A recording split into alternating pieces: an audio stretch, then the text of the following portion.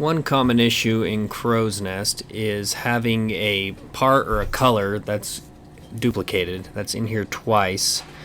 The way to fix this issue is to use the merge parts and merge color features Crow's Nest has. In this video I'm going to show you how to do that. Right now I've got a part pulled up here that's in here twice, but I'd really only like it to be in here once. Now I can't just delete one of them because I would lose all the records and history that I have with that part. So what I want to do is merge them into one part. Take all the history, all the pricing history, the purchasing history, and merge it into one part as if it was never split to begin with.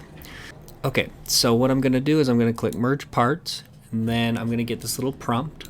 Enter ID of part that will remain, enter ID of parts that will be deleted separated by commas. So in this case, I'm just going to remain. What I'd like to remain would be this one here, ID number 127. So I'm going to enter that in, and what will be deleted will be 680. And then I'll choose Go.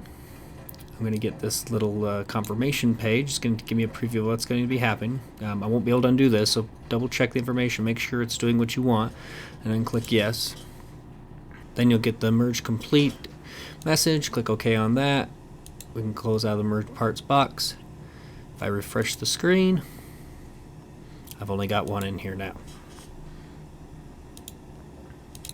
Okay, now I'd like to do an example of doing this for colors. So I'm just going to go to Purchasing, Colors. Okay, so the Merge Colors tool works just like the Merge Part tool. I'm going to just choose Merge Colors. That's going to pop open a Merge Colors box. And just like before, I'm going to put in the ID of the color I'd like to remain. So in this case, 2583. And the one I'd like to remove, 2530.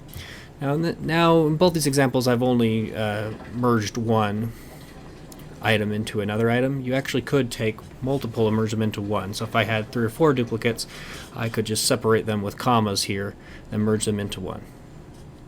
Okay, I'm going to go ahead and click Go. Once again, I'm going to get this please confirm message. So I'm just going to make sure that the information is correct. I won't be able to undo this again, so you want to double check this and then click Yes.